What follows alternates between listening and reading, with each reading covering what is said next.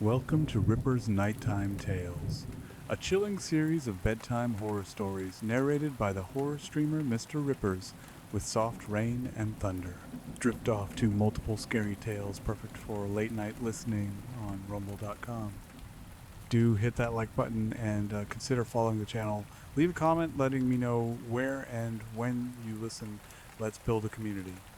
Okay, let's get started.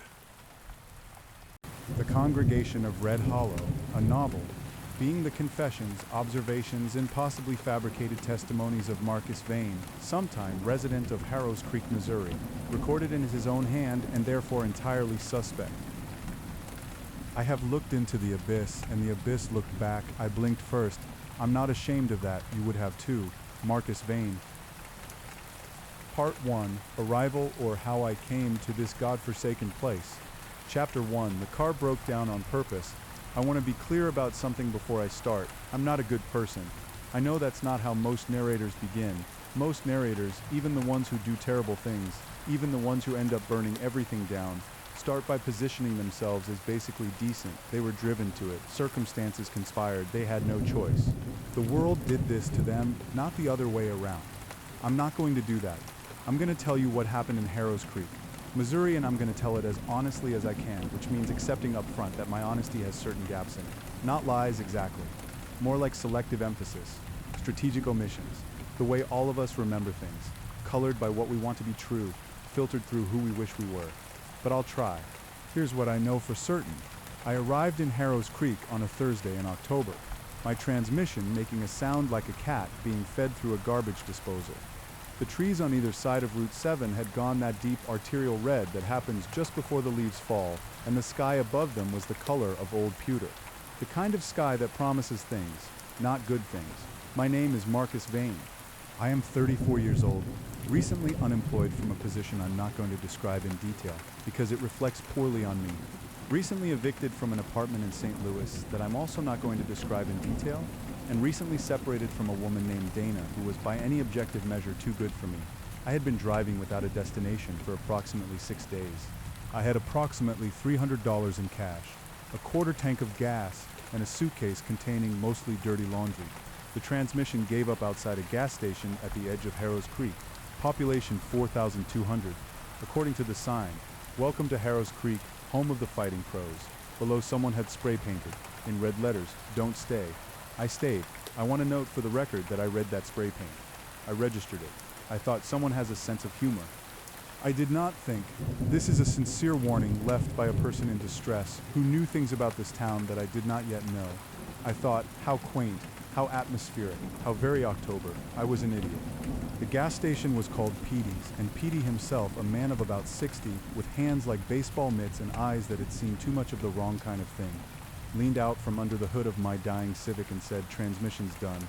I know, I said, "You'll need to get that rebuilt. Could take a week, maybe 2. I don't have 2 weeks worth of money." Petey looked at me the way men who have lived in small towns all their lives look at people who arrive from cities. It's a look that contains several things simultaneously. Pity, mild contempt, and the kind of curiosity you feel toward a wounded animal that's stumbled into your yard. You don't know if it's going to bite you. You don't know if you should help it or let it die. "There's the Millbrook Inn," he said, "on Sycamore Street. Marge Prentice runs it. Tell her Petey sent you. She'll give you the weekly rate." "How much is the weekly rate?" he told me. It was, I had to admit, affordable. The universe had clearly conspired to strand me in Harrow's Creek, and I was in no position to argue with it. "What's the town like?" I asked. Petey put down his rag, looked at me for a long moment. His jaw worked slightly like he was chewing on something he hadn't decided whether to spit out. "It's a town," he said finally. "Like any other." He said it the way people say things that are precisely the opposite of true. The Millbrook Inn was a Victorian house that had been converted into a bed and breakfast sometime in the mid-90s and had never quite forgiven the renovation for what had been done to its dignity. The wallpaper in the front hall showed a pattern of faded roses that might once have been cheerful. The wooden floors creaked in 3 different registers. There were framed needlepoints in the sitting room that said things like, "Bless this home, and home is where the heart is," and they had been hung with the particular aggressive earnestness of someone who needed to believe them very badly. Marge Prentice was a woman of perhaps 55 with iron gray hair cut short and severe and eyes that were sharp and brown and catalogued everything they saw. She took one look at me and seemed to reach a conclusion, though I couldn't have told you what it was. Petey called ahead, she said. Weekly rate is $220, cash up front. I can do that. No parties, no guests after 10. No smoking in the rooms. She paused. And if anyone invites you to a church service, don't go. I blinked. I'm sorry? You heard me. She took my cash, counted it with the speed and efficiency of someone who has counted. A lot of cash. Room 4, top of the stairs on the left. Breakfast is at 8. I make eggs, Mrs. Prentice. Marge, what did you mean about the church?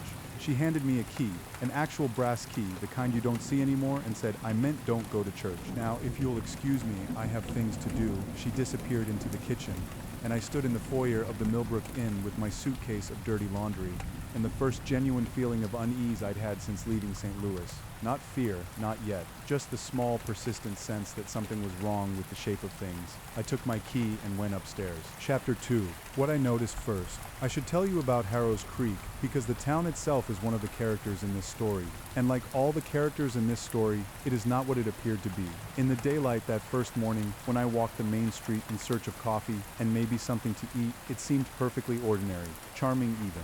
The kind of town that gets written up in travel magazines as a hidden gem and a getaway destination, and other phrases that mean this place has old buildings and nobody has done anything terrible here recently that we know of. There was a hardware store that had been operating since 1923.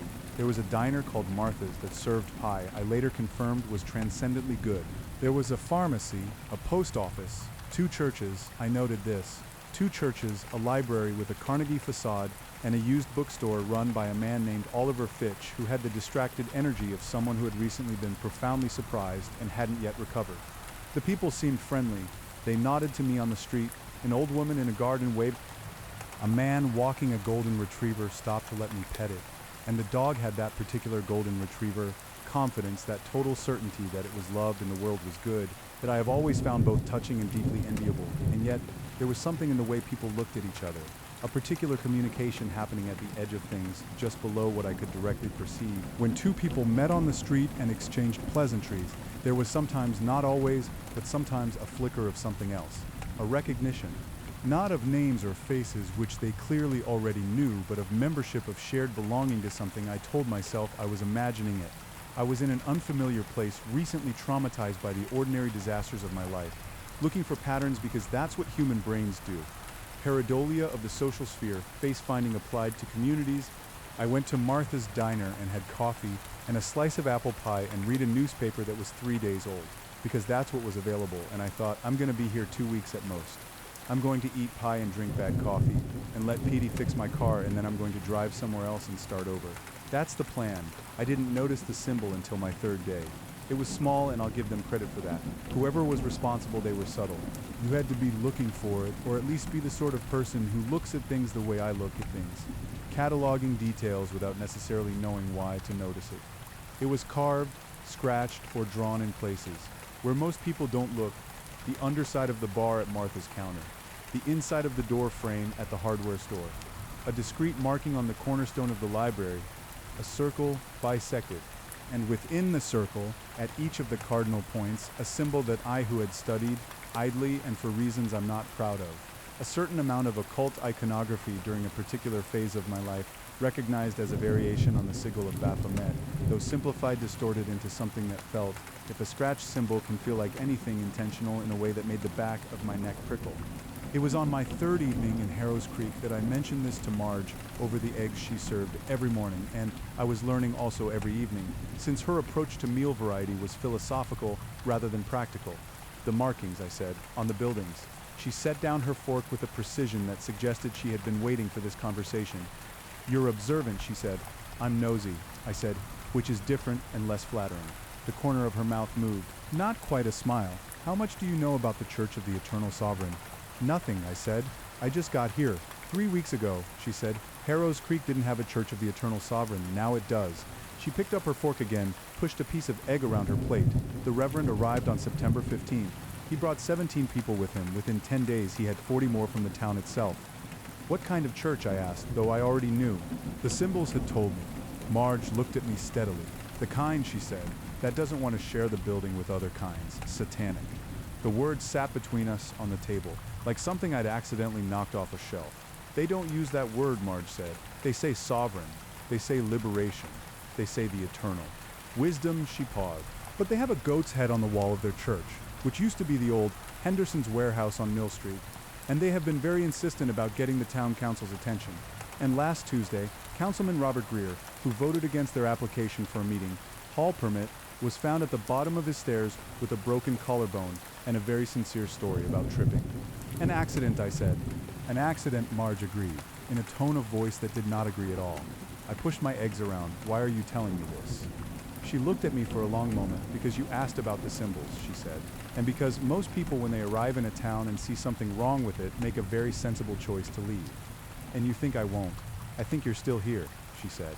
And your car won't be ready for 10 days. That's practical, not philosophical. Most things are. She stood up, collected the plates, and went to the kitchen. At the doorway she paused. Marcus, she said. I was startled. I hadn't realized I'd told her my first name. Be careful at night. They do their services after midnight, and they've started posting people on the street corners, posting people watching. She said, just watching. She went to the kitchen.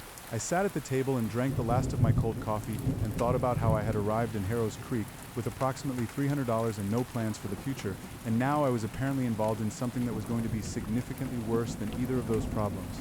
I should have been frightened. Instead, I felt something I'm ashamed to identify as interested, that I think is the essential thing you need to understand about me. Not that I'm brave, not that I'm heroic, but that the part of my brain that is supposed to register danger and respond with the appropriate biological impulse to flee has always, inexplicably, responded instead with a kind of terrible, irresponsible curiosity. Dana called it a death wish. She wasn't entirely wrong. Chapter 3, The Reverend Ambrose Cole. I saw him for the first time on a Saturday morning. I was coming out of the hardware store. I'd bought a small notebook, the kind with a black cover and lines, because I had started to feel the need to write things down when he came around the corner of 2nd Street with 7 people walking slightly behind him, arranged in a loose V-shape that might have been coincidental and wasn't. He was tall. I want to be accurate about this because I'm going to describe him at length and I don't want you to think I'm being theatrical. He genuinely was tall, 6'4", maybe 6'5", with the kind of lean build that suggests a body maintained not through exercise but through some fundamental austerity, some preference for deprivation. He wore a dark coat, charcoal or very dark navy, that reached his calves. His hair was dark and worn, slightly long, swept back from a face that was, and I'm going to use this word carefully because it's accurate, striking, not handsome, not ugly. Striking, the kind of face you'd see in an old painting and find yourself staring at, trying to understand what it was expressing, uncertain whether it was serenity or cruelty or both at once. He saw me looking at him. Most people, when they catch a stranger staring, react with some version of self-consciousness. They look away, they frown, they raise an eyebrow. The social machinery of being observed kicks in and produces some response. He simply looked back. Direct, calm, entirely unbothered, as if he was used to being watched and had long ago decided it was a compliment. And then, and this is the part I've turned over in my mind many times since he smiled, not broadly, just a slight upward movement at the corners of his mouth, the kind of smile that acknowledges something without saying what it is. Then he looked away, and his little procession continued down 2nd Street, and I was left standing on the sidewalk outside the hardware store with my notebook, and the feeling that something had just passed between us that I didn't fully understand. I asked Martha about him that afternoon over my now habitual apple pie. Martha was 50-something, with the kind of forthright cheerfulness that in small-town women often conceals either extraordinary contentment or extraordinary compartmentalization, and I had not yet determined which applied to her. Reverend Cole, she said, and her expression did something complicated and very fast that I nearly missed, arrived about a month ago. Very charismatic, so I've heard. I saw him this morning. He's got a way about him, she said, and filled my coffee cup without me asking. What kind of way?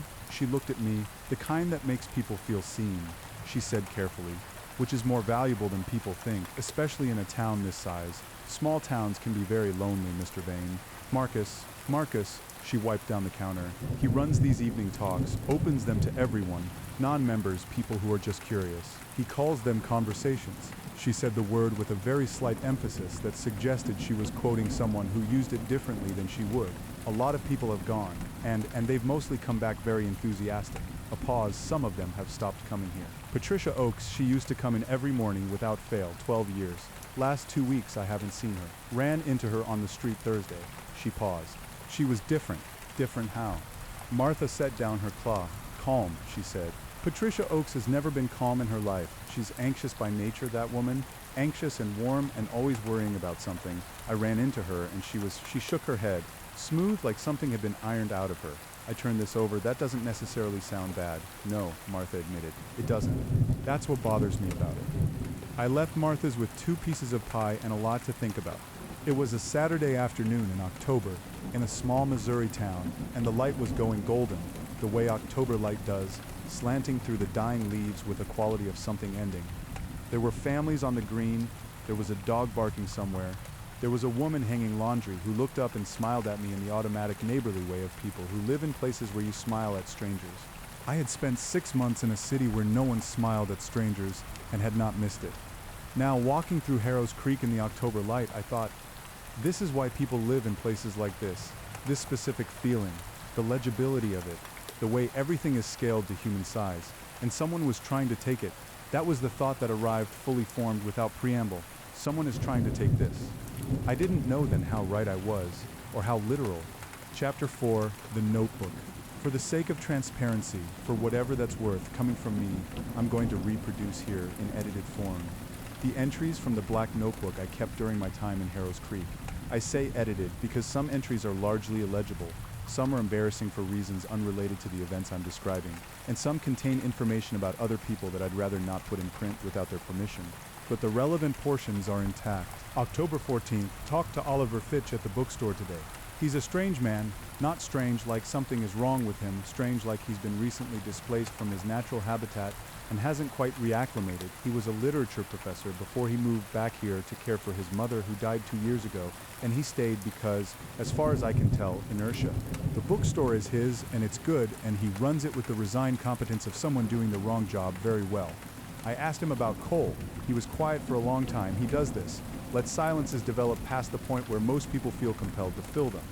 Then he said, "Have you heard of Anton LaVey?" I had vaguely. The Church of Satan, 1960s. Theatrical, mostly. More philosophy than ritual. The Satanic Panic in the 80s had little to do with any organized church and more to do with daycare, hysteria, and pop music. Cole is different, Oliver said. Whatever this is, it's not LaVey. LaVey was a showman. Cole is a believer. In what? I don't know exactly. I've been trying to find out. He gestured at the shelves around him. The bookstore is dense with books, organized according to some system only Oliver understands. Walls covered floor to ceiling, a narrow path through the middle. I've been pulling everything I have on satanic traditions, theistic versus atheistic, modern versus historical. There's something about what Cole does that echoes some older traditions. The terminology he uses, sovereign, liberation, the Red Communion, some of it lines up with a strain of 19th century Luciferianism that was essentially about the acquisition of worldly power. What kind of power? Specific power, Oliver said. Not just philosophical freedom from conventional morality, actual institutional control. The idea was that a sufficiently organized group, operating through the machinery of civic life, local government, business, community organizations could systematically take over a community from within. I felt the hairs on my arms stand up, which is a cliche but accurate. There was a group in rural Tennessee in the 1880s. Oliver continued.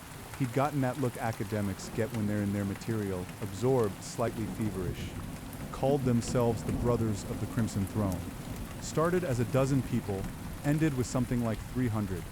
They had the county sheriff, 2 members of the state legislature, the local newspaper. Within 4 years they had effective control of an area about 60 miles square. He paused, then there was a fire. The main building burned. Most of the leadership died. The group collapsed. Accident? I said. Oliver looked at me. That's one theory, he said. I went back to the inn and sat on my bed and wrote this down and tried to think about what my next step was. I have no authority here. I have no connections to anything useful. No law enforcement contacts, no investigative background, nothing. I'm a man with a broken car and a notebook. But here's the thing about me. I've spent most of my adult life being precisely the wrong person in precisely the right situation. I have a talent for finding the specific angle that more qualified people have overlooked. Because I'm not qualified enough to assume I already know what I'm looking at, or at least that's what I tell myself. Dana would say, you make reckless choices and then construct a narrative in which they were calculated. She's not wrong, she's rarely wrong about me, but I'm still here. October 16th went for a walk after midnight. Don't ask me to justify this curiosity, insomnia, a functional recklessness that I've described above. I took the long way around the block before heading toward Mill Street, where the warehouse is. The Congregation of the Eternal Sovereign, I've found out the full name now, occupies what used to be Henderson's Hardware Supply. It's a long, low building, brick, built in the 1940s, and they've done something to the outside.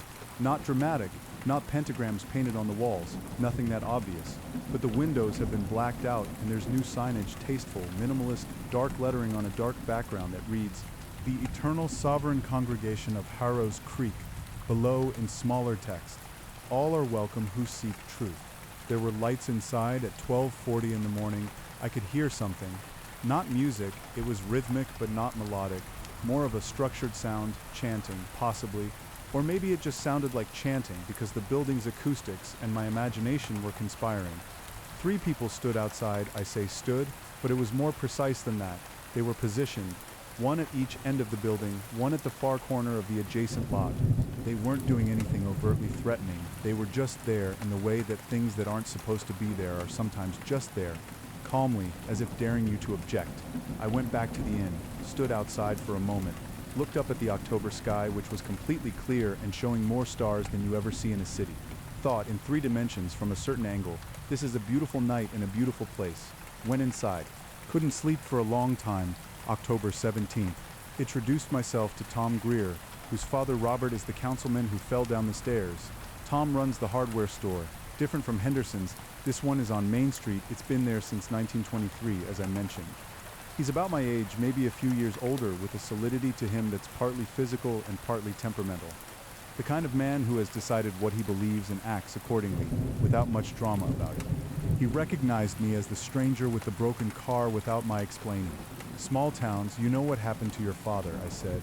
He was quiet for a moment. "What do you know about it?" "Only what Marge told me. That there was an injury, that it wasn't an accident." He looked at me with the careful, assessing look of a man who has been telling himself not to talk to strangers about this, and is about to do it anyway. Dad voted against their permit application. 2 days later, he fell down his stairs. "Is he okay?" "Broken collarbone, bruised ribs." "He's okay." A pause. "He's also changed his position on the permit application after the fall, whilst he was still in the hospital. Issued a statement saying he'd reconsidered." Tom's jaw was tight. Dad didn't reconsider. Dad's the most stubborn man I've ever known. He hasn't changed his mind on anything in 20 years that I can remember. "Did you ask him about it?" "He says he fell." "He says the reconsideration was his own. He says the church has been misrepresented." He stopped. He says all of this in this voice. He stopped again. Looked down at the counter. He doesn't sound like himself. I asked if I could come back and talk more. He said yes, with the careful relief of a person who has been carrying something heavy and has just found someone willing to share the weight. I walked back to the inn thinking, I'm not equipped for this. I'm not a detective. I'm not a journalist. I'm not anything useful, but I'm the one who's here. Chapter 5, The Conversation. It was Oliver who told me about the open sessions, the conversations that the congregation held on Wednesday and Saturday evenings. Anyone can attend, he said. He'd found me in Martha's Diner and sat down across from me with the slightly guilty air of someone doing something they'd decided not to do. I went to the first one. You did. I needed to understand what we were dealing with. He ordered coffee. He searched for words. Not what I expected. What did you expect? Something more overtly malevolent. He wrapped his hands around his coffee cup. What I got was very polished, very sophisticated. Cole is, I'm going to say this as neutrally as I can, an exceptional speaker. Not in a theatrical way, in a very quiet, intimate way. He talks about freedom, personal, sovereignty, the tyranny of conventional morality as a system of control designed by those in power to maintain their power. It's half Levi, half Nietzsche, filtered through the rhetoric of self-help. He paused. It would be easy to dismiss if it weren't for the fact that there were 40 people in that room, listening to it very intently. Local people, locals who have felt overlooked, I think.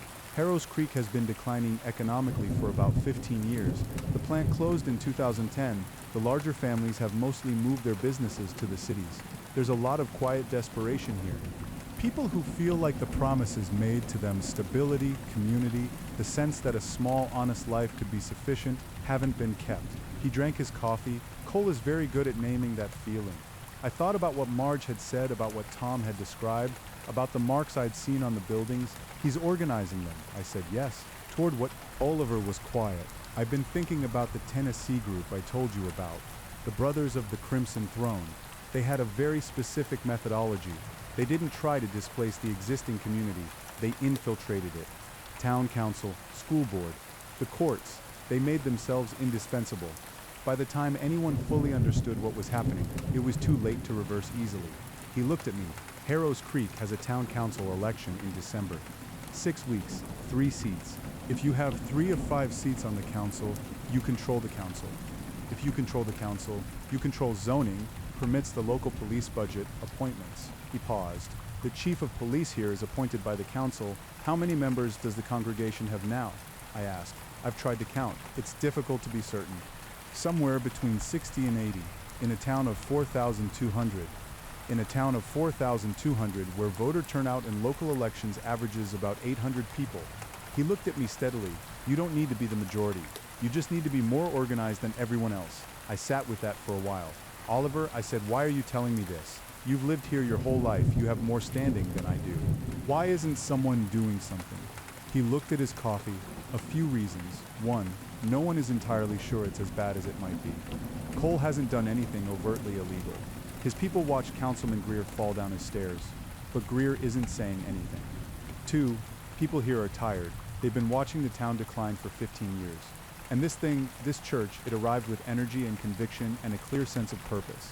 Some people aren't sure they want to fight that, even if it's wrong. He paused. And 3, there's a particular kind of thing that happens in small places, where a newcomer arrives with a forceful sense of vision, and the people who've been there all along aren't sure they have the right to reject it.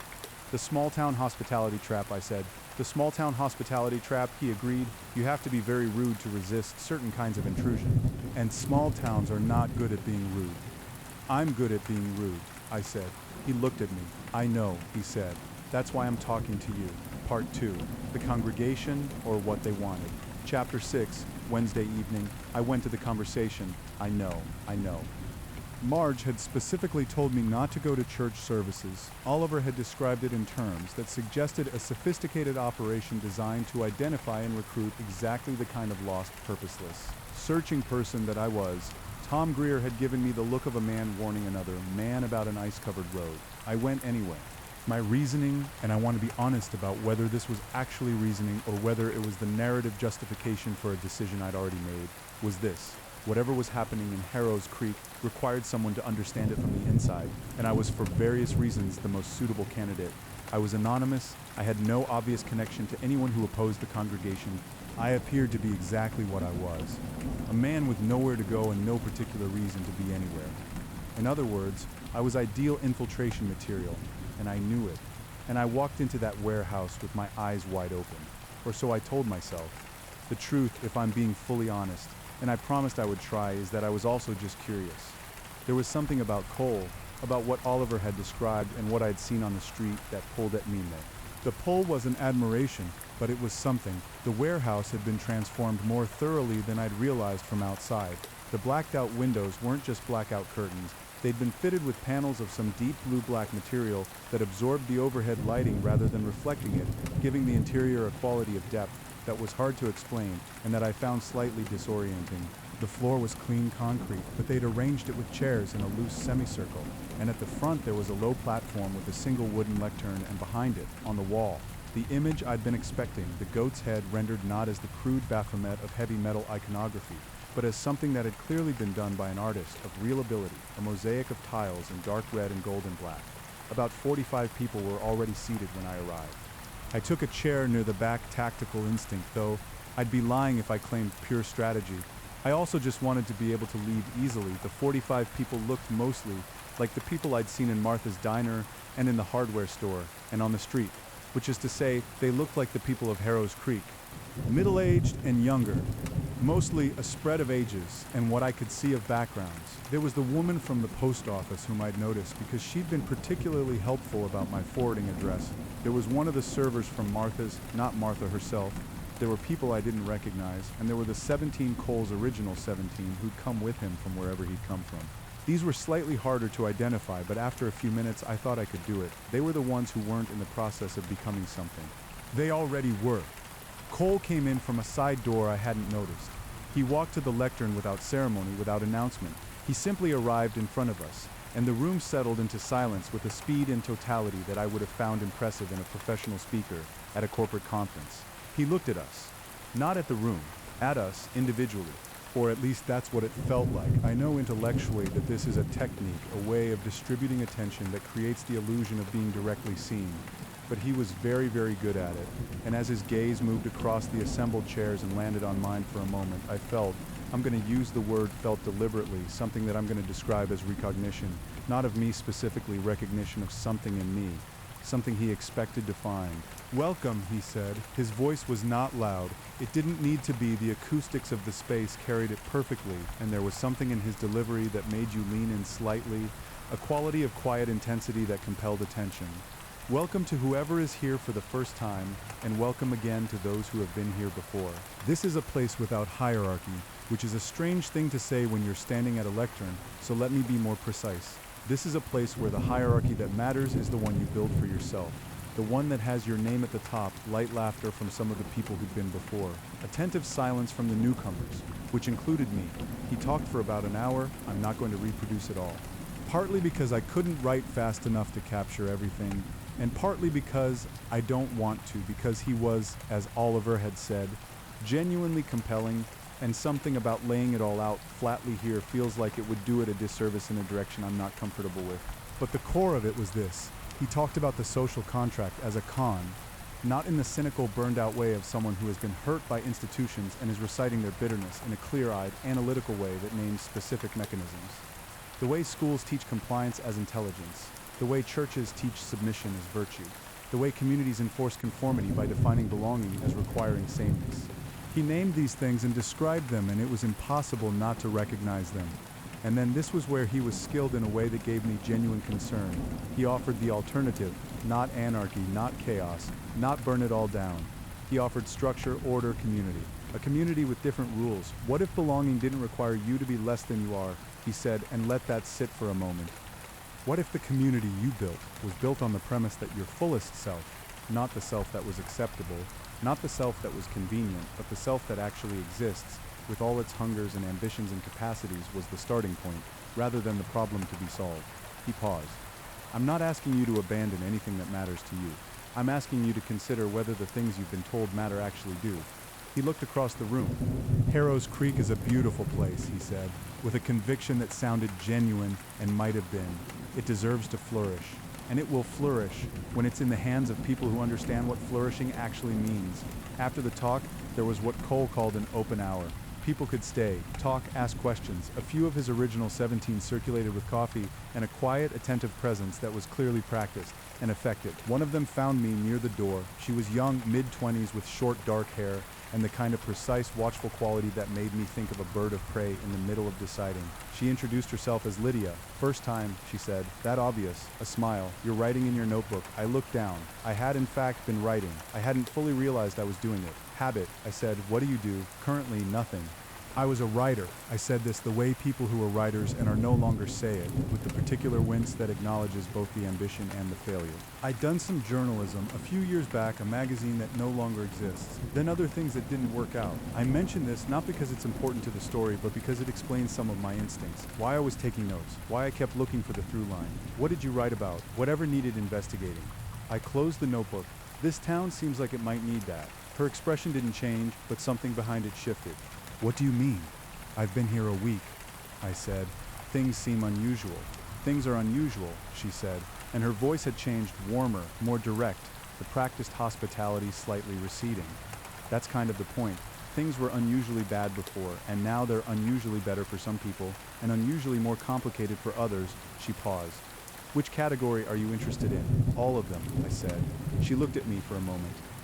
Reverend Cole sometimes does individual conversations, she said, with people who are genuinely seeking. Would you be interested? I said yes. I said it without hesitation, and I want you to note that because it matters. I said yes with full awareness that I was potentially walking deeper into something I didn't understand, and I said yes anyway. Dana would not have been surprised. Chapter 7.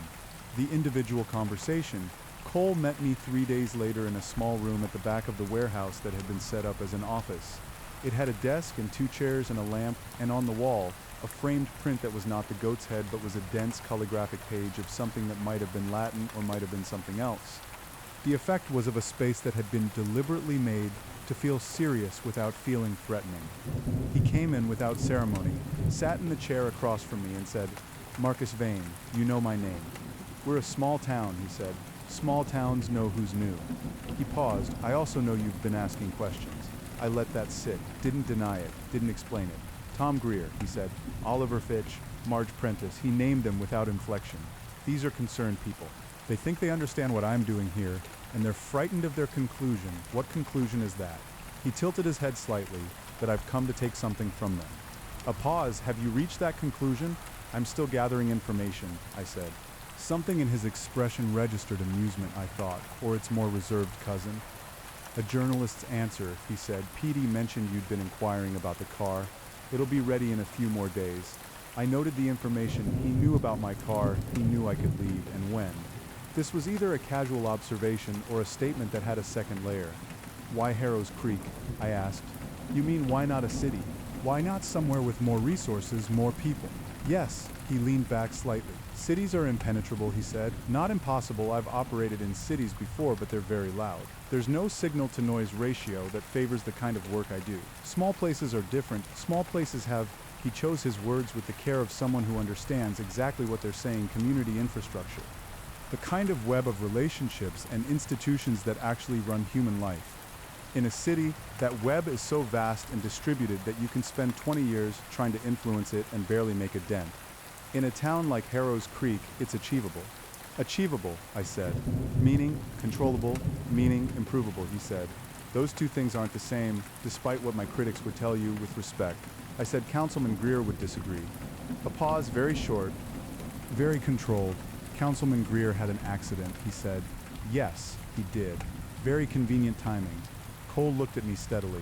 You're brave, he said. And the word didn't feel like a compliment exactly, more like an observation, the way you might note a tool's particular characteristic, or perhaps just not as risk-averse as the circumstances warrant. He paused. What is it you actually want, Marcus? Not what you're investigating, what you want. I didn't answer immediately, which was unusual for me. I typically fill silences rather than sit in them. But something about the directness of the question required actual consideration. I don't know, I said finally. I'm in a period of not knowing. Those are productive, he said. Not comfortable, but productive. He stood. I'm going to suggest something. Stay for another week, not as an infiltrator or an investigator, but simply as an observer. Come to the open conversations. Talk to anyone you want. Then, at the end of that week, tell me what you think we're doing. And if I think you're trying to take over a small town through a combination of civic infiltration and implied coercion, then say so, he said simply. I'll answer you honestly. He moved toward the door. I always answer, honestly, Marcus. That's something most people find either very reassuring or very troubling. Which do you prefer? He smiled, the same smile from the street, that acknowledgement of something unnamed. Troubling, he said. People who find me reassuring aren't really listening. Chapter 8. What I found out about Ambrose Cole, he was not, as far as anyone could determine, from where he said he was from. He claimed to have come from a ministry in Memphis, Tennessee. There was no such ministry on record. He claimed to have spent 3 years in Europe studying traditional theology, which in the sovereign congregation's framework meant something that had nothing to do with any seminary curriculum. There was no record of him at any European institution. This is what Oliver found in 3 days of methodical research that involved several library databases, 2 phone calls to colleagues at universities, and a determination that I found both impressive and slightly alarming in its intensity. The name itself might be recent, Oliver said. He spread papers across the bookstore counter. Printouts, handwritten notes, a couple of scanned pages. Ambrose Cole is a common enough name that absence of records doesn't prove it's not his real name. But there's nothing, no social security trail that I can find through public records, no professional history, no academic credentials that check out. He's either extraordinarily private, or he's created this identity specifically for this project. How does he fund himself? The warehouse conversion can't have been cheap. No, Oliver tapped one of his papers. The Eternal Sovereign Congregation is registered as a non-profit religious organization in the state of Missouri. They filed their 990, the public tax filing, in September before they came here. Their listed assets at the time of filing were substantial. How substantial? $2.3 million. I was quiet for a moment. That's not a church that started in someone's living room, I said. No, Oliver agreed. That's a church that arrived with capital. With a plan. Where does the money come from? Listed as private donations. He looked at me, from donors who are also not easy to trace. I thought about the Tennessee group he'd told me about, the Brothers of the Crimson Throne. I thought about the kind of operation that would require $2.3 million in seed funding. I thought about the word project, which Oliver had used and which I'd noticed. Oliver, I said, have you told anyone else this? I've tried to tell Chief Beaumont. He said the name with a flatness that told me something, the police chief. He listened. He was polite. He said there was nothing actionable. Is he? I don't know, Oliver said quickly.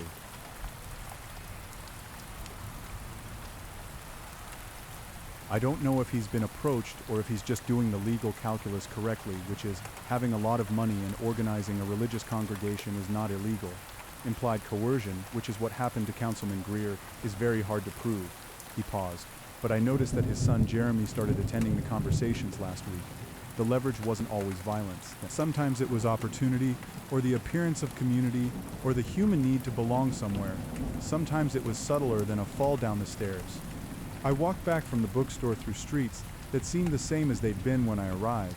The October light, the red trees, the ordinary benevolence of a small American town on a good afternoon, and felt very clearly that the town was changing in ways I couldn't directly see. Part 3, the mechanics of taking, or what they actually did. Chapter 9, November arrives. My car was fixed on October 28th. I paid Petey, thanked him, put the keys in my pocket. Marge said nothing at breakfast, just put down the eggs and the coffee. After a moment she said, Petey called, yes. I said she sat down, which she rarely did at breakfast. You're still here. I'm still here.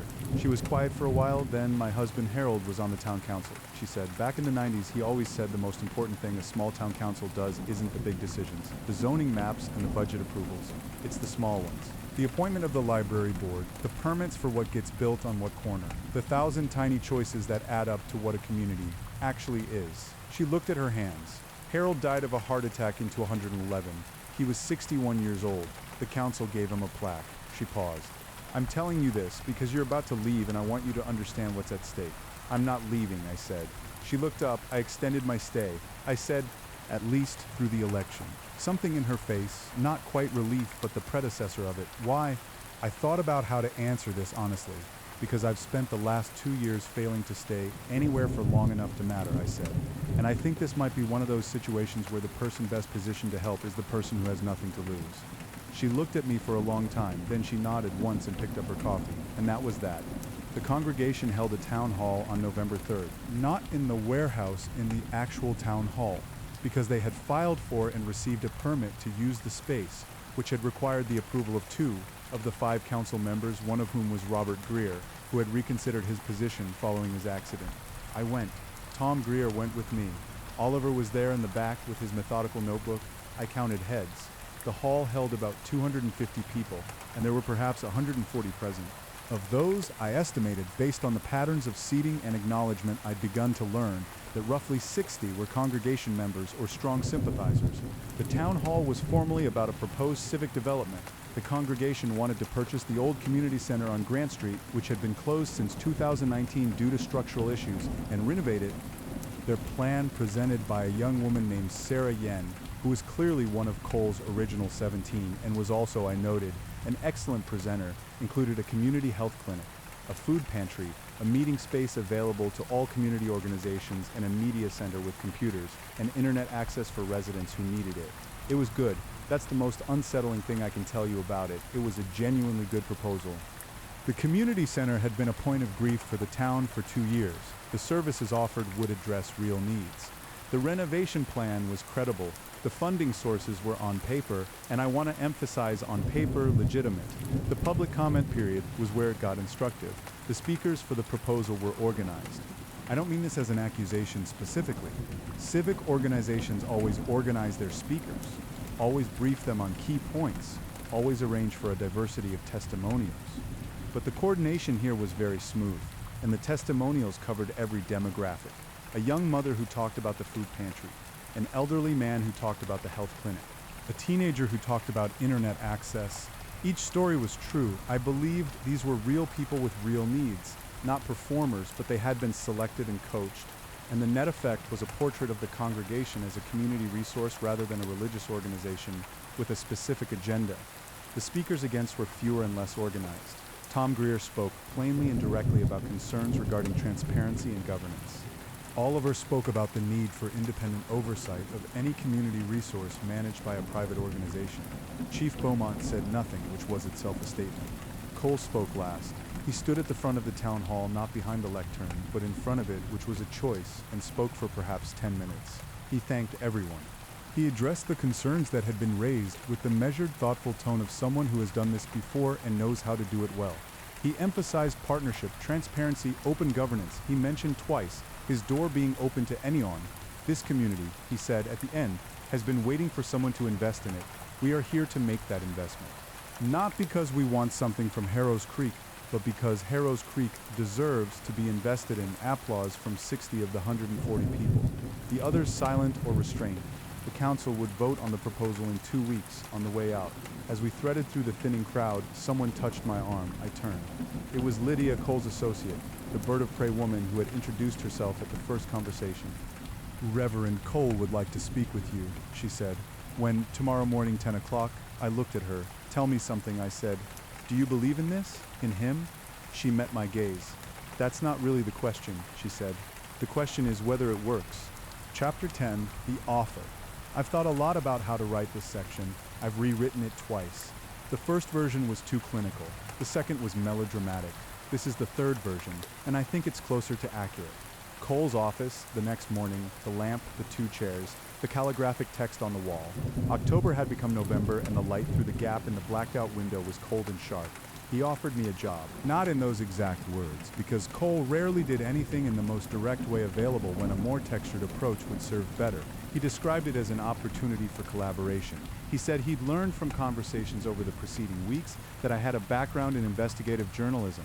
He said that the congregation was interested in launching a community newsletter, a print publication, something that would cover local news with depth and transparency. We'd fund it entirely, he said.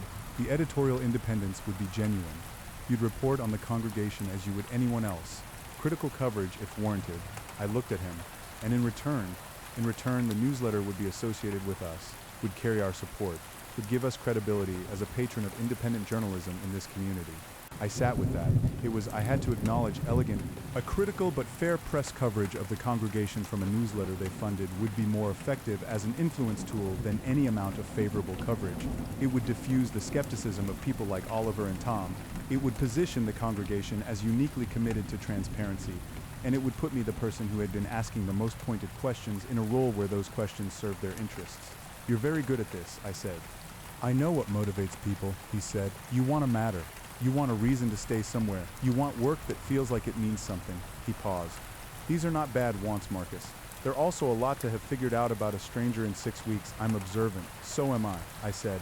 And what I observe is that you're offering me a stake in whatever you're building here. A reason to be on your side. I'm offering you a reason to see what we're building clearly, he said. That's different. Is it? A pause. His expression was neutral, but there was something operating behind it that I could feel but not name. The people who oppose me here, he said, are operating from fear. Fear of change, fear of loss. I understand that, but fear is not a strategy. It doesn't build anything. He looked at me directly. You're not afraid of me. I'm more cautious than I seem, I said that I believe. He leaned forward slightly. I'll tell you something honestly, Marcus. You're the most interesting person I've met in Harrow's Creek. Not because you have power, you don't, not yet, but because you're genuinely trying to understand rather than simply to judge. That's rare, he paused. I would rather have you as an ally than an adversary. Is there a third option? There always is, he said. But third options are more complicated for everyone. I left without accepting or declining. He let me, which told me something. He was patient. He could wait. He believed the offer was good enough to eventually prevail on its merits. He was right that I was tempted. That's the thing I most want to be honest about in this account. I was genuinely tempted, not by the money or even the work, exactly, but by the thing underneath the offer. The possibility of being useful, of having a purpose in a specific place, of the particular satisfaction of mattering somewhere. I walked back through November streets with dead leaves scraping the sidewalk and thought about this for a long time. Then I went to Tom Greer's hardware store, Chapter 11, What We Decided to Do. Tom, Oliver, Marge, and I met at the inn that evening. There was also a woman named Carol Wheaton, who I hadn't met before, who was apparently, I say apparently because I'd had no idea, the editor of the Harrow's Creek Gazette, a small weekly paper that I'd somehow failed to notice for the 3 weeks I'd been there. Carol was 60 and had the particular energy of a person who has run a small-town newspaper for 30 years and has therefore been lied to by everyone and believed very little of what she'd been told since roughly 1998. She was not unfriendly. She was, I thought, the most pragmatically intelligent person in the room. So what are we actually dealing with, she said, before anyone else could establish a more circuitous approach to the conversation. And what can we actually do about it? I laid it out as clearly as I could: the funding, the civic strategy, the council election in December. The community center proposal is both a genuine resource and a strategic foothold. The way Councilman Greer had been, the word I used, carefully motivated to change his position. Oliver added the historical context, the Tennessee group, the pattern he'd identified in the limited literature on this kind of organized civic infiltration. Marge talked about the changes she'd noticed in people she knew, the smooth-out effect, the sudden brand-new certainties. Tom talked about his father, and there was a flatness in his voice when he did it that I think was the most persuasive thing said in the room that night. Carol listened to all of this without expression. Then she said, "What do you need from me?" "Coverage," I said, "factual, documented coverage, the funding questions, the identity questions. What we know about how the council vote might go and what the implications are. You have 30 years of sourcing in this community. People trust the Gazette. Most of them do," she said. "Some of them are going to be very unhappy about this. Some of them already are," I said. "They just don't know there's a vocabulary for it yet." She thought about this. "I need more than your observations," she said. "I need documentation. Sources who will go on record. I can't run concerned citizens, believe, and expect it to do anything. That's not journalism, that's rumor." "I know," I said. "Give me 2 weeks." "You have 1, she said, "because the council vote on the community center is in 2 weeks. And if that passes before we publish, we've lost the first round." 1 week, I agreed. After the others left, Marge and I sat in the kitchen with cold coffee and the specific quiet of 2 people who have committed to something they're not certain about. "You're going to keep meeting with Cole," she said. It wasn't a question. It's the only way to get close enough to document what he's actually doing. And if he figures out what you're doing, I thought about Councilman Greer's broken collarbone, about the people stationed on street corners after midnight, about the 17 who had arrived with Cole and who moved through this town like a system operating inside another system. "I'll be careful," I said. "Everyone who's ever been not careful said they'd be careful," Marge observed. "That's true," I said, "and also not a reason not to try." Chapter 12, the week. It was the most exhausting week I'd had in recent memory, which is saying something, because the preceding year had not been restful. I accepted Cole's offer. Conditionally, I told him I was interested but needed to understand the governance structure before committing. This bought me access. I attended 2 more conversations and sat in on a planning meeting for the community center project, to which I'd been invited as a potential editorial observer. I took notes on everything. Oliver worked through the night on 2 of those 7 days, pulling threads on the funding, documentation. He had connections I hadn't fully appreciated, former academic colleagues, 2 of whom turned out to have backgrounds in forensic accounting, one of whom agreed as a favor to look at the congregation's publicly filed financial documents. What he found wasn't proof of anything illegal. I want to be clear about that because I'm not in the business of making claims I can't support. What it was interesting. The largest single donation to the congregation's founding fund was traced through a chain of pass-through entities that Oliver's colleague described as not unusual but laborious to a holding company registered in Delaware that had been used in 3 previous instances for organizations that had subsequently been the subject of fraud investigations in other states. None of those investigations had resulted in convictions. All 3 organizations had dissolved and reformed under different names. Pattern, not proof, but pattern. Tom, meanwhile, had been talking to his father's neighbors, 2 of them independently, without knowing the other was doing it, had told him about seeing a car parked outside the Greer house the night before Robert Greer's fall, a dark sedan, plate partially visible. Tom had noted the partial plate and spent 2 days running it through every resource available to a civilian, which is fewer than you'd think. He didn't get a match, but he'd eliminated a dozen possible matches and was down to a short list. Carol began writing on day 5. She was meticulous and she was experienced, and she called me twice a day to push back on things, to ask for more documentation, to challenge my characterizations. She cut about a third of what I gave her as insufficiently sourced. What remained was, in her judgment, printable. "It's not enough to take them down," she told me on the phone on night 6. "I want to be honest about that. This is going to raise questions. It's going to make people skeptical. It's going to give the opposition a vocabulary, like you said, but it's not going to stop the council vote." "Can we stop the council vote?" I asked. "No," she said, "but we can affect what comes after, and what comes after is the election." On day 6, Cole called me. "You're working against me," he said, and his voice was exactly the same as it always was, that quality of unhurried calm that I had come to understand. was a practiced skill, and also, I believed, genuinely his natural state. "I'm writing about you," I said. "That's what journalists do for Carol Wheaton's paper." "You know that. I know everything that happens in Harrow's Creek," he said. "I've been here long enough." 45 days, I said.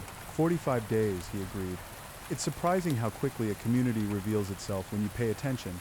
Pause, I'm calling to tell you something, not as a warning. I want to be clear about that. As information you deserve to have, go ahead. The article you're writing, he said, is going to hurt some people. Not me, I want to be honest about that too. I'm fairly difficult to hurt. But the people who found something here, who've built something here over the past 6 weeks. People who were lonely and are less lonely. People who felt like the world had forgotten this place and have now, for the first time in a long time, felt a reason to invest in it. He paused. "You are going to put doubt into the minds of people who can't afford to have everything they've found cast into doubt." "That's possible," I said. "Is it worth it to you?" I thought about Patricia Oakes, who had been warm and anxious and was now smooth in a way Martha had found troubling. I thought about the 17 who had arrived with Cole, whose certainty had a quality that reminded me less of faith and more of training. I thought about Robert Greer at the bottom of his stairs. "Yes," I said, "it's worth it." He was quiet for a moment. "I thought so," he said, and then very quietly, "Be careful, Marcus." It might have been a threat. It might have been, and I genuinely don't know, which is one of the many things about Ambrose Cole that I've spent time turning over in the months since genuine advice from someone who understood the situation better than I did. I chose to treat it as the latter and act as if it were the former, part 4, the publication, or what we said. Chapter 13, the article. The Harrow's Creek Gazette published Carol's article on a Wednesday morning, 7 days after our kitchen meeting, 3 days before the council vote on the community center. The headline was, "Questions Surround Funding and Leadership of Congregation of Eternal Sovereign." It ran on the front page. Not, as Carol put it, above the fold. The Gazette was a broadsheet, and it was technically below the fold, but it led the issue. It ran approximately 2,000 words, which for the Gazette was a major feature. It covered 4 specific areas. First, the unverifiable background of Reverend Ambrose Cole, including the non-existent Memphis ministry and the unconfirmed European academic history.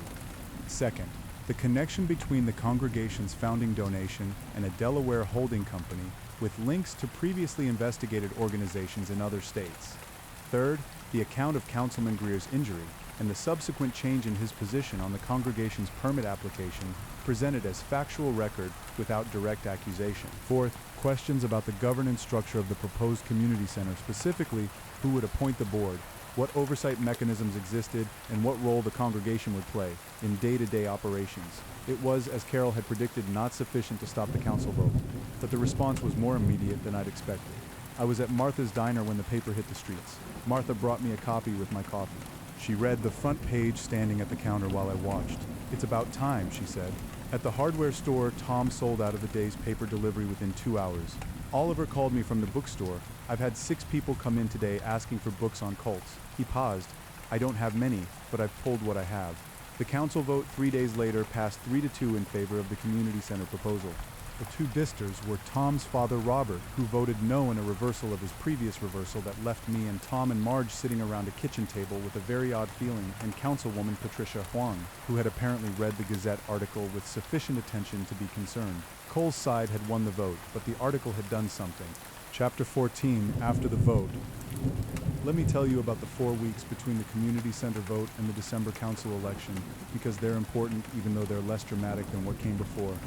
The Gazette article was shared widely by local standards. Carol said it was the most read thing she'd published in a decade. The neighboring county paper picked it up. A regional news website ran a brief summary.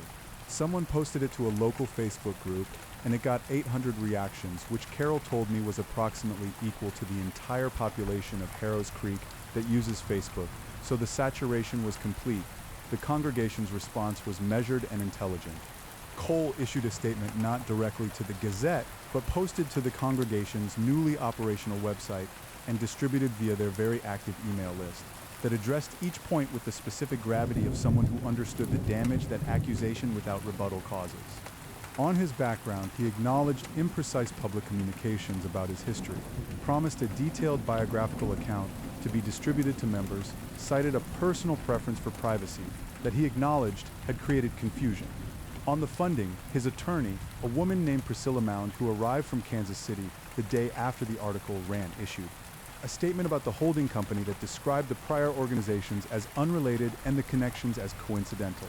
On Councilman Greer, no statement. It was good. It wasn't entirely convincing, but it was good. Meanwhile, things in the town were shifting in ways I watched carefully. Some of the people I'd identified as recent congregation members were still present, still involved.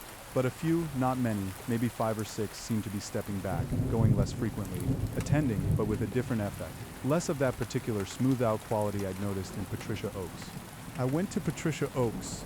She lived in a yellow house on the east side with an overgrown garden that suggested her attention had been elsewhere recently.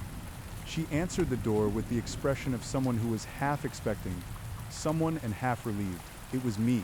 I read the article, she said, before I said anything. Okay, I said. She opened the door wider. Come in. I'll make tea. I sat at her kitchen table while she made tea with the slightly distracted focus of someone whose mind was operating on 2 tracks. She was still different from how Martha had described her, not fully recovered from whatever the congregation had done to her, whatever that process was, but there was something coming back.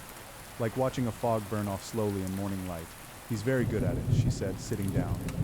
Finding the thing that's true and using it to get you, somewhere you don't quite realize you're going. What did he find that was true?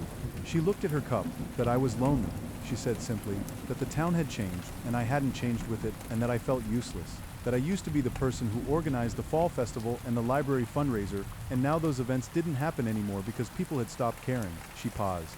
He made me feel like the caring was the valuable thing, and that I was finally in a room full of people who had it. Maybe they do have it, I said. Some of them, yes, she said, some of them genuinely do. That's the complicated part. She looked at me. Most of the people in that room are exactly what Cole describes them as, people who wanted a community and found one. It's the system around it, the framework he's building, that's the problem. And it's very hard to explain to people who are finally genuinely not lonely that the community they've found has a structure that isn't good for the town. What changed for you? She was quiet for a moment.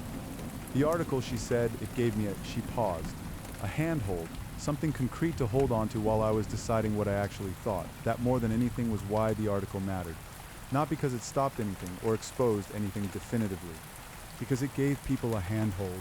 Chapter 15, November becomes December.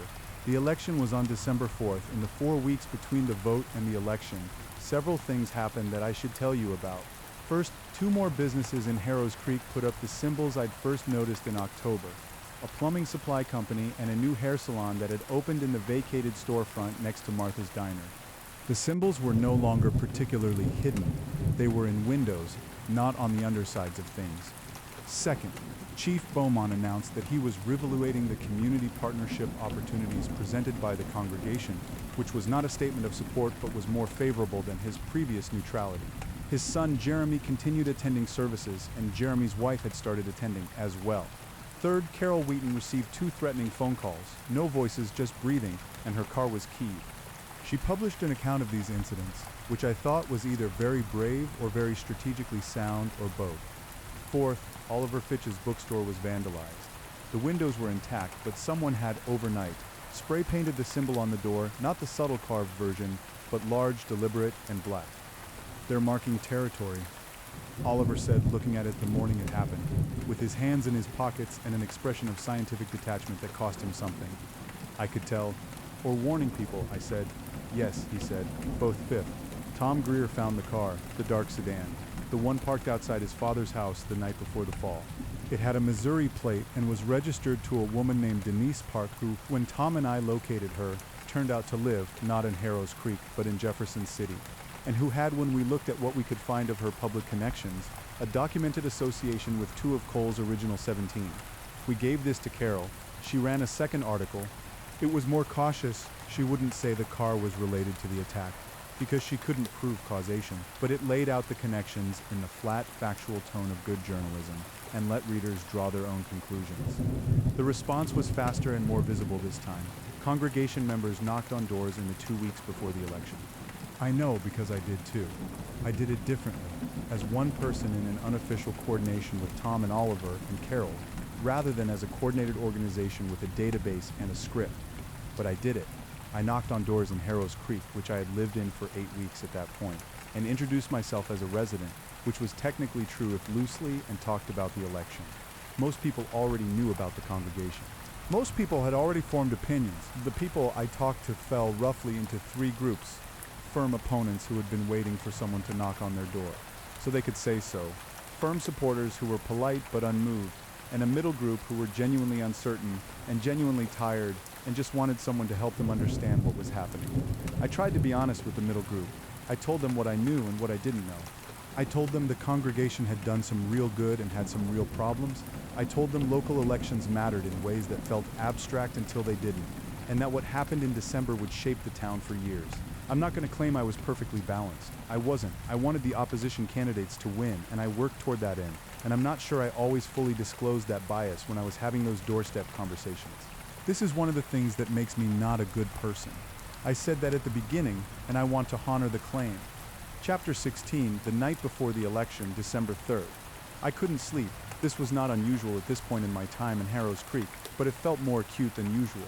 I lay in the room at the Millbrook Inn with its rose-patterned wallpaper and its creaking floor and listened to the night. At about 1 in the morning, I got up and went downstairs and made myself coffee in Marge's kitchen, which she told me I was welcome to do. I sat at the kitchen table with the coffee and my notebook and wrote for a while. Not about the story, but about myself, which I sometimes need to do when things are confusing. I had been in Harrow's Creek for almost 2 months. I had arrived with no plans and no resources and a transmission that had announced its intentions clearly. I had, in the intervening weeks, done something I hadn't done in at least 3 years.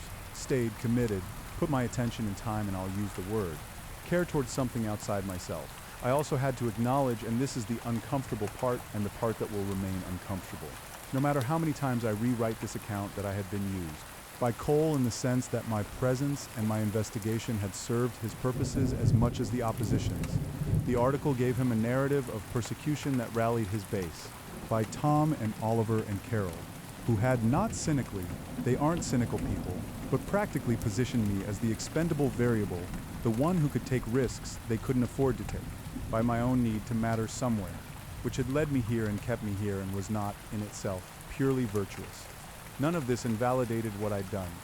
I think what I'd done was right, in the sense that I was opposing something genuinely harmful and using legitimate means to do it. But the reasons behind the actions were, as my reasons for things usually are, complicated.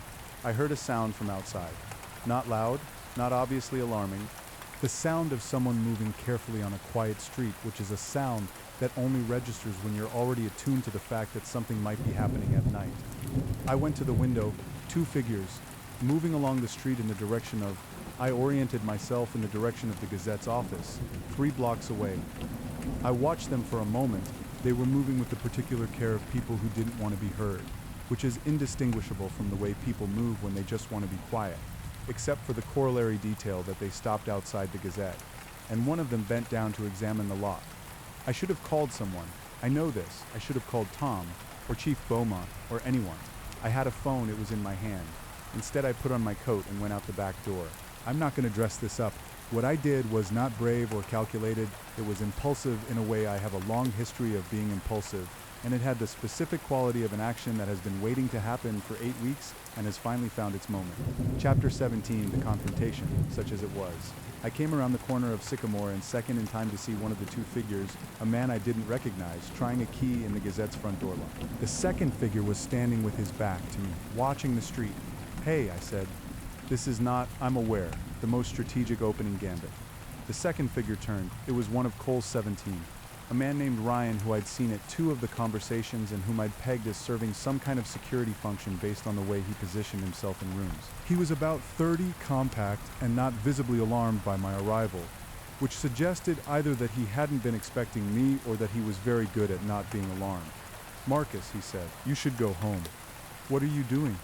Go home, Marcus. The first man had found the right key or a copy of it, or was using something else I couldn't see clearly in the streetlight, and was pushing on the door. I recognized with a sick clarity that I was watching someone break into Carol Wheaton's office the night before the most important event in the story I'd been following for 2 months. I took out my phone and called Tom. Ryan took a step toward me. I said very clearly into the phone, I'm at the corner of 2nd and Sycamore outside the Gazette, and someone is breaking in. Ryan stopped. He looked at me with the specific, assessing calm of someone who is calculating outcomes. The first man had turned from the door and was now looking at me too. He's outside, Ryan said, apparently to no one, and I realized he had an earpiece. He was reporting to someone. A pause. He listened. "Walk away, Marcus," he said. "I'm going to stand here until Tom gets here," I said. Tom had said 2 words into the phone on my way and hung up. Ryan looked at me. I looked at him. The first man stood by the door. It was a cold December night, and I was standing on the sidewalk in my coat and bare feet, having come out of the inn in such haste that I'd forgotten shoes, and the concrete was hard and cold, and I could feel it all the way up to my knees. The earpiece apparently communicated something new. Ryan held my gaze for a moment, and what was in it was not hostility, exactly, but something that I found more concerning: assessment. The specific gaze of someone filing information away. Then he said something quiet to the first man, and they walked away. Tom arrived 4 minutes later in his truck, still pulling on his jacket. I described what I'd seen. He called Chief Beaumont. By the time anyone official arrived, there was no one there. The Gazette's door was intact, no evidence of entry, no evidence of a lock being worked. I had stood in the cold and bare feet and disrupted something that might have been nothing, and was probably not nothing, and I had no evidence of anything except my account and 2 sets of footprints in the December frost that had started to melt by the time the deputy arrived. Chief Beaumont looked at me with an expression that was professionally neutral and personal. Something else. "You're the one writing about the congregation," he said. "One of several," I said. "You're the out-of-towner. I'm technically a resident." He looked at the footprints. He looked at the door. He wrote something in his notebook. He told me he'd note the incident and left. Tom drove me back to the inn. We sat in the truck for a moment. "Thank you," he said. "I didn't do anything. You were there," he said. That was the thing. Part 5. The Election and After. Chapter 18. December 4th, voter turnout for the Harrow's Creek Town Council election was, according to Carroll's subsequent coverage, the highest in 23 years. 1,142 votes were cast in a town of 4,200 people, which is not remarkable by national standards and is extraordinary by local ones. The polling workers at the elementary school, which was the only polling location, ran out of the pens they kept on the counter and had to ask voters to return borrowed pens. I voted. I had been a registered Missouri voter, previously at a St. Louis address, and had updated my registration to the inn's address during my extended stay, which was legal and which I had done partly for the explicit purpose of voting in this election. This is one more entry in the ledger of my motivations. For what it's worth, I spent most of election day at the bookstore with Oliver, who was running a kind of informal information clearinghouse based on his phone calls to various community contacts.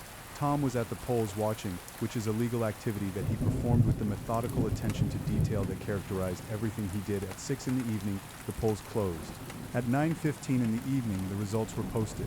The 3 open seats: Margaret Kowalski, incumbent, opposing congregation, 42% of votes. Re-elected: James Dunn, congregation-backed candidate, 38% of votes. Not elected: Sandra Reyes, opposing congregation, first-time candidate, a nurse at the county hospital who had been recruited by Tom in late October, 41% of votes. Elected: Alan Morse, congregation-backed candidate, 31% of votes. Not elected: Dennis Park, independent, no clear affiliation, 29% of votes. Not elected: Patricia Wong, incumbent, had voted against community center proposal, 45% of votes. Re-elected. It was not a rout. The congregation's candidates got real votes, a third of those cast, roughly, which represented a genuine constituency, a genuine community that had found something real in what Cole had built. I want to acknowledge that because I think it matters, but they didn't win. The council that would take office in January would have 3 of 5 seats held by people who were not aligned with the congregation, including both existing members who had been skeptical. The chief of police appointment, which had been one of Cole's identified strategic targets, would not go the way he'd planned. We watched the results at the inn. Marge had made coffee and something she called celebration cake, that was actually coffee cake, which she appeared to own without irony. Tom called his father, who picked up and sounded, according to Tom's description afterward, like a man who had just been released from something he hadn't entirely understood he'd been inside. Oliver sat in the corner and read a book with the practiced equanimity of a man who has learned to manage his emotions by having a project ready. Carol called at 10 to say the Gazette's website had crashed from traffic. I sat and drank Marge's coffee and thought about the fact that I had come to this town with $300 in a broken car and had ended up staying 3 months and doing something that felt like it had mattered. Something that I couldn't, in good conscience, claim was purely unselfish, but that I was also fairly confident had been on balance useful. It was not a triumph. Triumphs are for stories where the hero is unambiguous. It was a result. Chapter 19, what happened to Cole, he didn't leave immediately. I want to be clear about that because I think the expectation is that defeat would prompt retreat, and Cole wasn't that kind of man. He remained in Harrow's Creek through December. The congregation continued to hold services. The community center project moved forward. The council vote had passed before the election, and the vote to reverse it would have required a majority, which now existed but chose not to use, partly because the practical benefits of the center were real and partly because, as Carol wrote in her post-election analysis, defeating bad governance is not the same as undoing good works, and the community should hold both. Thought simultaneously. I thought this was wise. I thought this was also one of the specific reasons Cole had been so effective, because tangled in everything he was doing wrong was a genuine commitment to some things that were right, and you couldn't separate them with surgical precision. I spoke to Cole one more time in January before I left. He called me, not the other way around. He suggested coffee at Martha's, which I found both confident and slightly absurd. The cafe as a neutral territory for a meeting between adversaries, and I went. Because I was curious and because he'd asked. He was, as always, precisely what he appeared to be and something else underneath. You won, he said. The voters won. That's diplomatic. He drank his coffee. I want to tell you something. Not as justification, I'm aware. My choices here are fairly defensible by my own framework and fairly not defensible by yours, but as context. Go ahead. I've done this in 4 other places, he said. Different sizes, different circumstances. In 2 of them I succeeded, and in 2 of them I didn't. The places where I succeeded are, he paused, different now. In some ways better than they were, in some ways worse, depending on what you value. The places where I didn't succeed, another pause, mostly recovered. Mostly, I said. There's damage in losing too, he said. Not as much as there would have been if I'd won from your perspective. But the people who found community here, some of them are going to lose it now. The ones who were genuinely lonely and genuinely searching. They'll scatter, they'll find other things. Or not. Is that supposed to make me feel guilty? I asked. No, he said. It's supposed to make you accurate. He set down his cup. The story you tell about this, and you're going to tell a story, I know that should be a complicated one. Not because I deserve complication, but because the people here do. He left before me, paid for both coffees, which I found in retrospect either gracious or pointed. He left Harrow's Creek on February 7th. His original 17 left with him.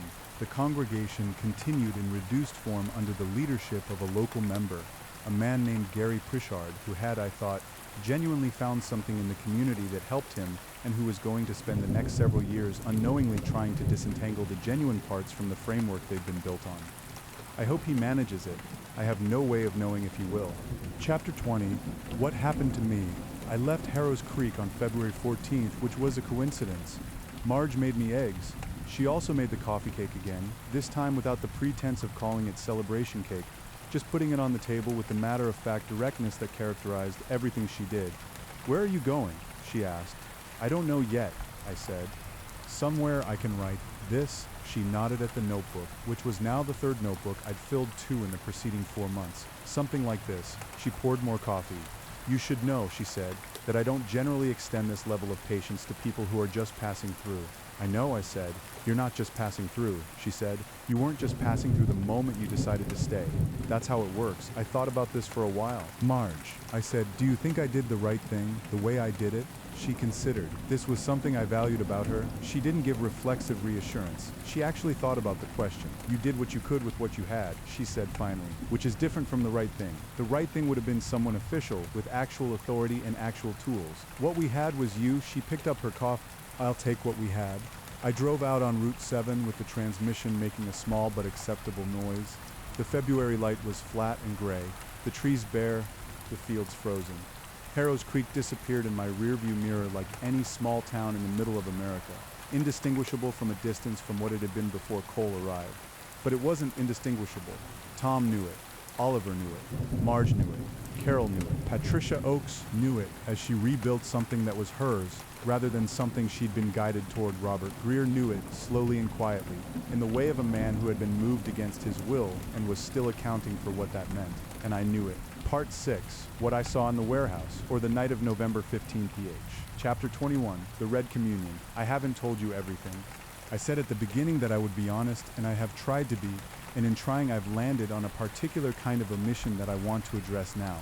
There are things that happen in Harrow's Creek that I have in the preceding account described with a certain editorial distance, things that I've framed as civic and organizational and strategic. Because those frames are accurate and because they're comfortable. and because they allow me to tell this story as a story about power and community and small-town democratic accountability, which it is. But there's a night I haven't mentioned, and I'm going to mention it now, and I want to warn you that what I'm about to describe is something I've thought about telling and thought about not telling and have gone back and forth on extensively, because it sits at the edge of the kind of thing that is easy to make sound ridiculous. And I don't want it to sound ridiculous, because it wasn't. November 15th, 3 weeks before the election, 4 days after Carol published the first article, I was in the warehouse, not at a scheduled conversation, not as an observer to a planning meeting. I was there at 2:30 in the morning on a Thursday, which meant I was somewhere I had not been invited and was doing something that was, legally speaking, potentially a problem, which I'm acknowledging in full awareness that this admission does not reflect well on me. Here's how it happened. In the days following the first Gazette article, the congregation had shifted its public posture slightly. More open, more welcoming, more explicitly transparent appearing. Cole had responded to the article with the measured statement I described. His people had increased their visible community work. The food pantry that they'd been operating quietly had been made more publicly visible, with a banner on the front of the warehouse and an announcement in the competing paper, the County Weekly, about hours and available donations. What they had not changed, and what I'd noticed in my late-night observations over the preceding weeks, was the internal schedule. The public conversations happened on Wednesday and Saturday evenings. But there was another pattern of activity that I'd noted. Lights in the warehouse at irregular hours, usually very late, and the movement of people consistently the original 17 plus a rotating subset of more recent members, in ways that didn't correspond to the public schedule. My theory, which I want to be clear is my theory, reconstructed from what I observed and what I knew about the group's stated theology, was that the public conversations were the recruitment layer, the exterior, the face turned toward the town, and underneath them was something else, the actual ceremony, the actual practice, whatever the congregation did when it was not performing openness. Oliver had described the theology in terms that suggested a blend of genuine ritual practice and organizational methodology. The Red Communion, a phrase I'd heard used once, in a context I'm about to explain, was, in his reading, the internal ceremony. The ceremony that bound members more tightly than the open sessions could. On the night of November 15th, I went to see. I want to be transparent about my reasoning. It was insufficient. I wanted to see is not adequate justification for breaking into a building. I'm aware of this. I'm also aware that everything I'd done in Harrow's Creek had been in the borderlands between legitimate and reckless, and this was further in than I'd previously gone. The warehouse had a side entrance that I had identified through careful observation as the one consistently used by the original 17 when they arrived late. It was on the alley side of the building, a metal door with a standard lock.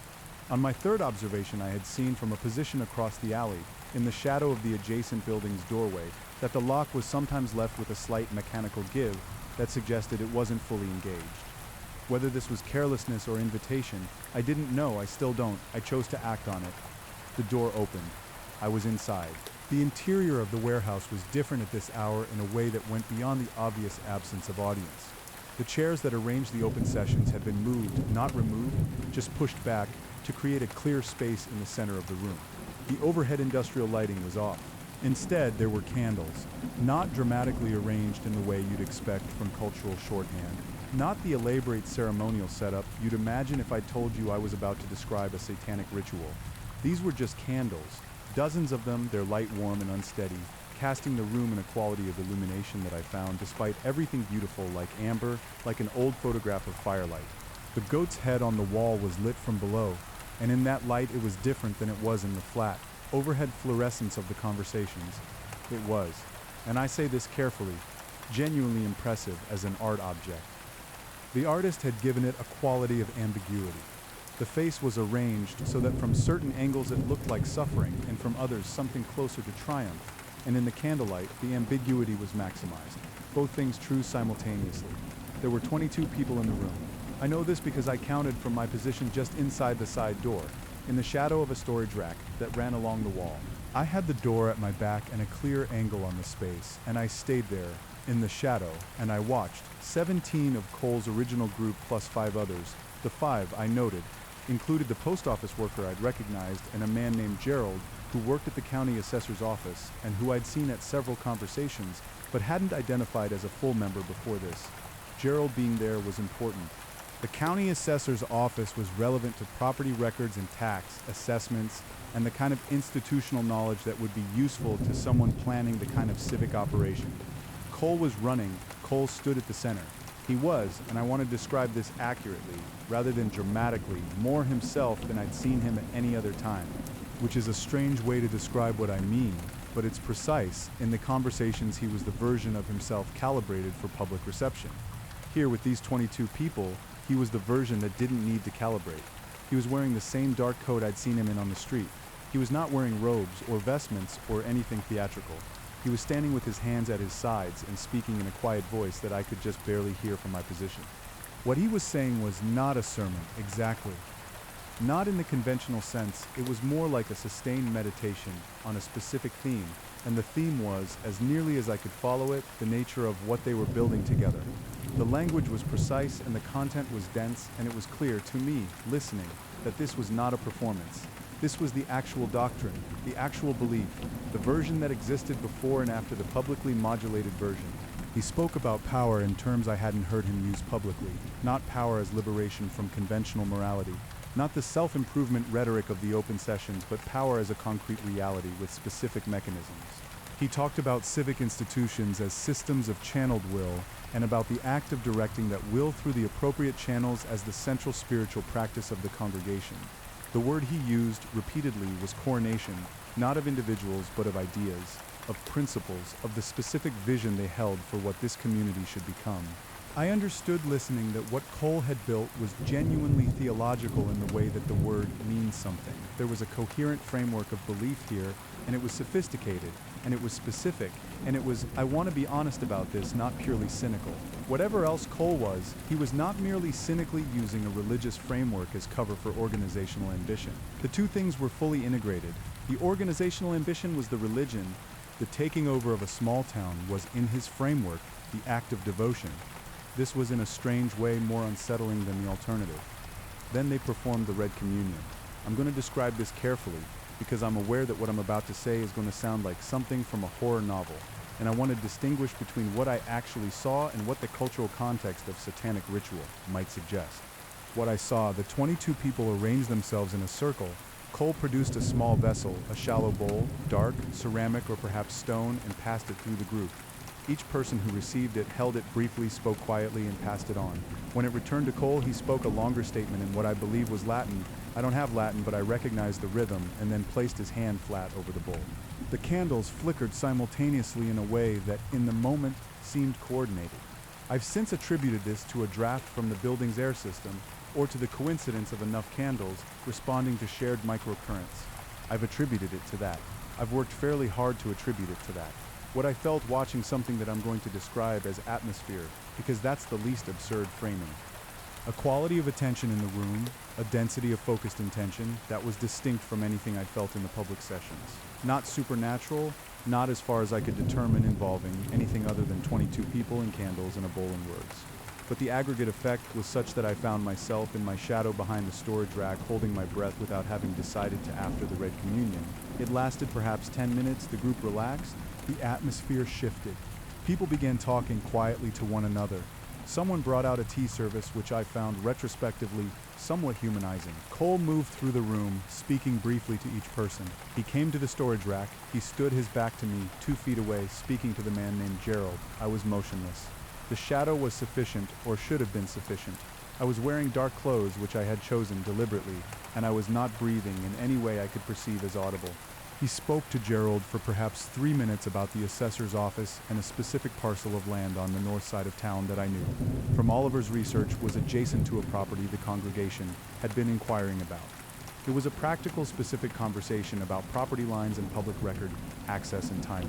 It was, in other words, exactly the evidence of the civic integration strategy I'd been trying to document.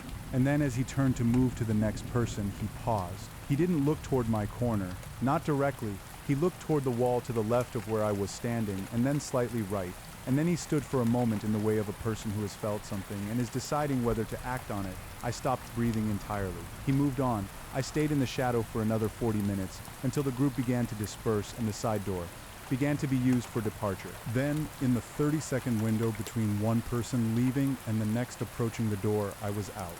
I walked back through the cold November night with shaking hands and the absolute conviction that I had been heard or sensed or noticed in some way that Cole had chosen not to act on. Maybe he hadn't noticed anything. Maybe what I perceived as a pause was exactly that, a pause in a man's movement between one thing and the next, carrying no significance.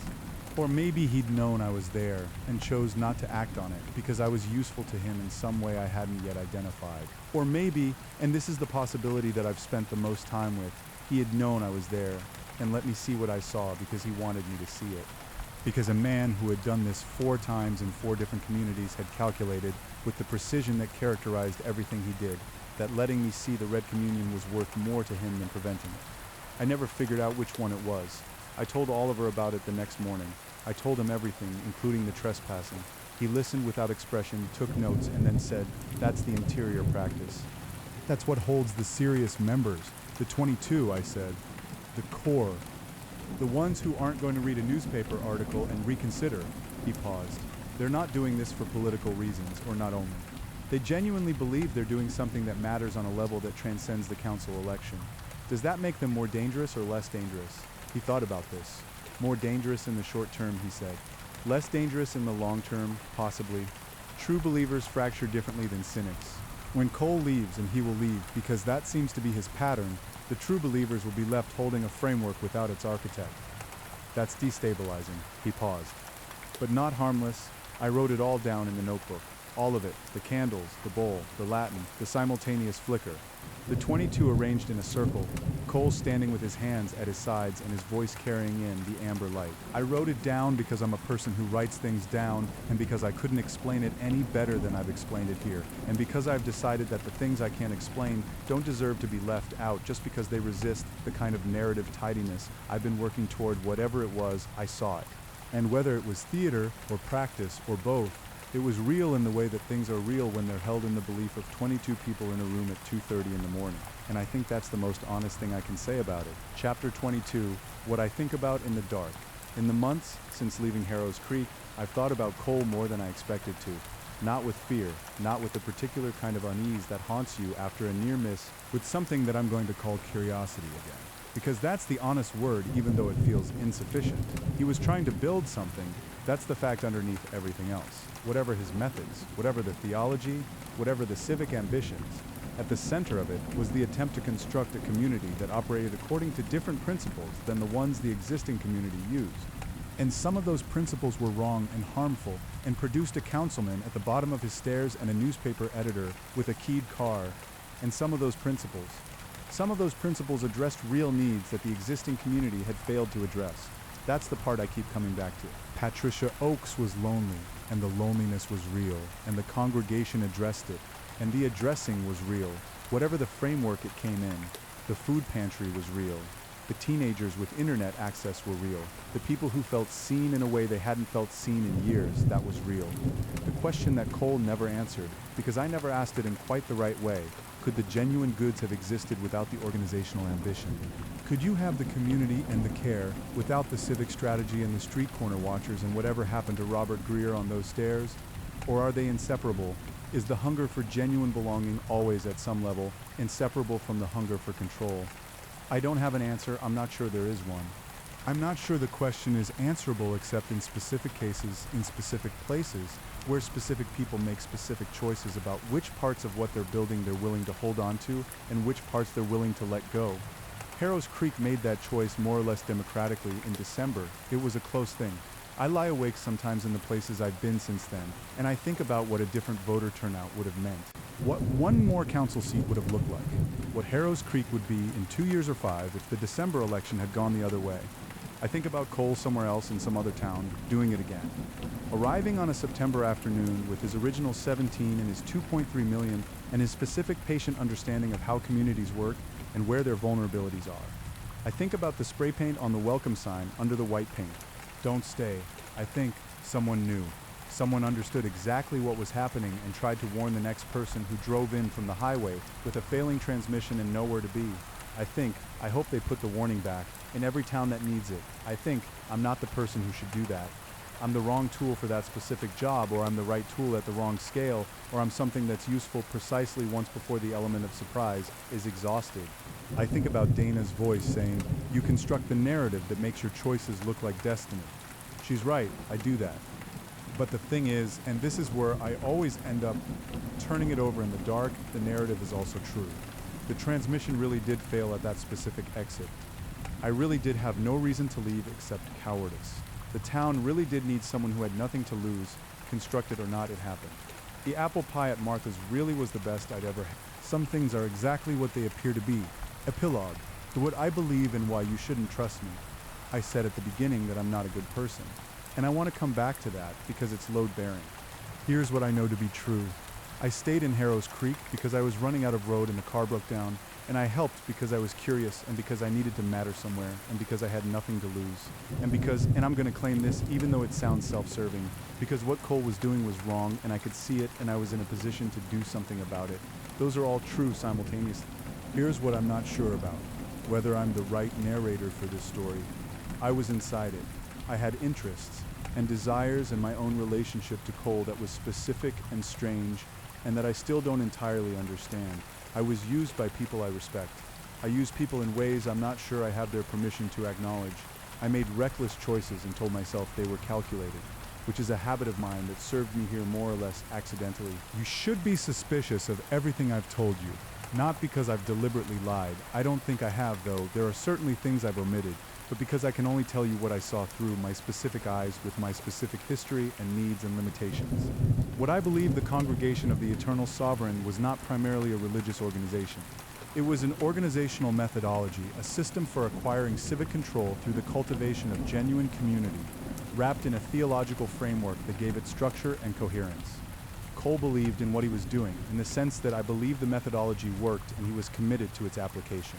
Whether he believed in its theoretical foundations, the sovereign, the liberation, the doctrinal content, I genuinely don't know. What I believe about the people who joined, mostly what I've said, people who were genuinely looking for something and found it in a place that also had something wrong with it, and who will, with varying degrees of success, spend time working out which parts were which.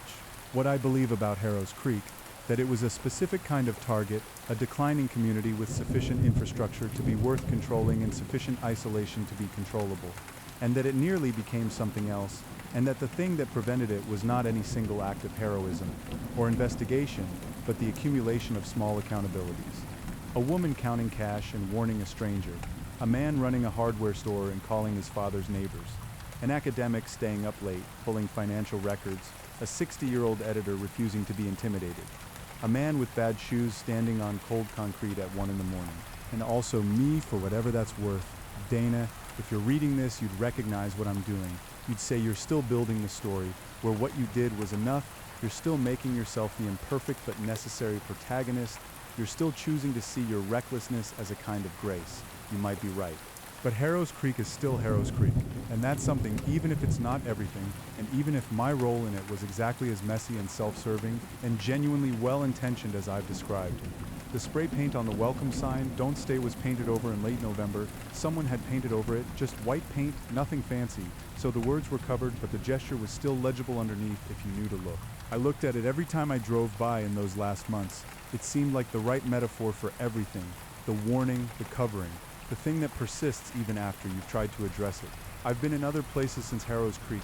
None of them have been simple, none of them have been clean, but none of them have had Marge's coffee cake. I think about that more than I'd expect. Marcus Vane's account of events in Harrow's Creek, Missouri, was written between February and September of the following year. The Congregation of the Eternal Sovereign of Harrow's Creek continues to operate in reduced form under local leadership. The community center on Grant Street opened in March with an independent oversight board appointed by the Reformed Town Council. Reverend Ambrose Cole has not been publicly identified in connection with any subsequent religious organization. The writer's current location is not given. Author's note: the events described in this account are fictional. Any resemblance to actual persons, living or dead, or to actual organizations or events is coincidental. The narrator is unreliable in the ways he describes, and possibly in others he doesn't. The apple pie at Martha's is, however, exactly as good as he says. End. In the end, what I know about Harrow's Creek is this: it held. Not because it was strong, but because enough people decided at the critical moment that losing it was unacceptable. That's not a guarantee of anything, it's not a formula. It's just the fact of human attachment to specific places and specific people, and the strange stubborn refusal to let them go without a fight. I wouldn't have believed myself capable of that before October. I'm less confident than I used to be about what I'm capable of. I consider this an improvement. Marcus Vane, from the preface to a later, revised edition of these notes that he decided not to publish after all. Total word count of the document in your hands, sufficient. Total honesty, approximate. Total regret, less than expected, which may or may not be reassuring. The Congregation of Red Hollow, a novel, first edition, Harrow's Creek, Missouri, and elsewhere. Not for sale, not for distribution, not technically, for reading by anyone who knew the author during the events described, for reasons of personal dignity that he acknowledges are themselves somewhat undignified. Available everywhere he left a copy.